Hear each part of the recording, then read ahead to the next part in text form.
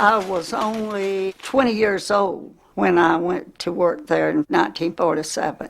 I thought that was the hardest thing that I ever in my life tried to do was learn to spin. When I came in the mill, there were certain jobs that blacks just weren't able to do. They didn't allow them to do them. You know, the opportunities weren't there for them.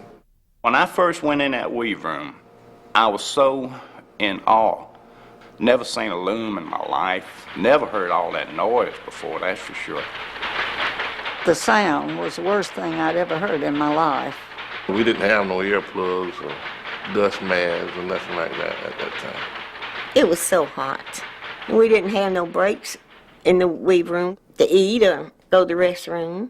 You had to do it all.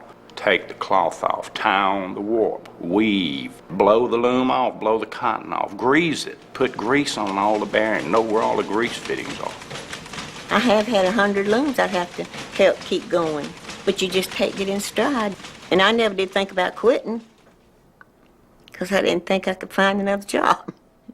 Once a cotton mill gets in your blood, it don't wash out. If I was 20 years old again, I'd be wanting a job fixing looms.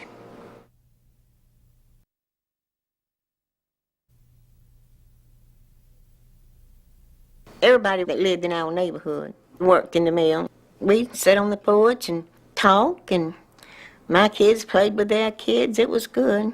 Birthday parties and all.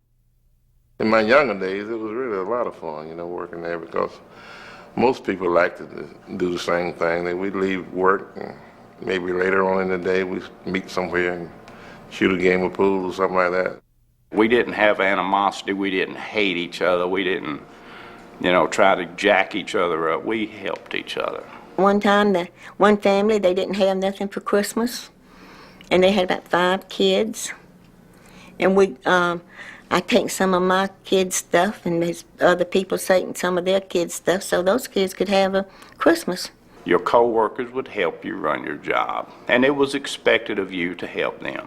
I had a couple of supervisors I didn't like the way they approached me, Sometimes they call you names and things that you didn't like. I quit this mill about 3 different times, but I was like a little bird that always comes back to the nest. For a long time after Enterprise was closed down, we'd have the Enterprise parties, and people would see you that worked with you there, and they're just like family members.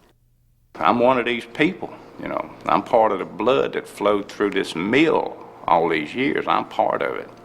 My uncle, my mother, my aunt, my brother, myself, we're all the blood force that made this mill work.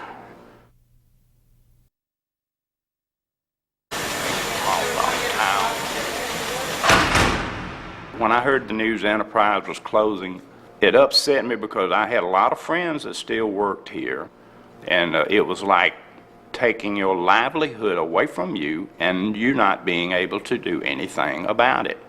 When our plant manager told them that the mill was closing, they said he just dropped his head down on the table and wept. They were people that cried, hugged each other.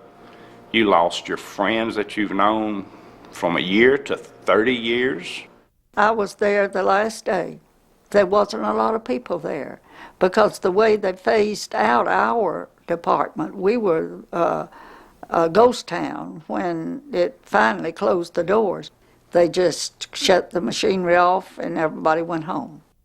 That was really a big letdown. I couldn't believe it. I had to turn around and go back up there and see, was it really true? I had mixed emotions because I knew I had another job making more money. But then again, I'm walking out on a job that helped raise my family. It took a while for it to sink in, I know I woke up the next morning knowing that I didn't have a job to go to and didn't know how I was going to feed my family.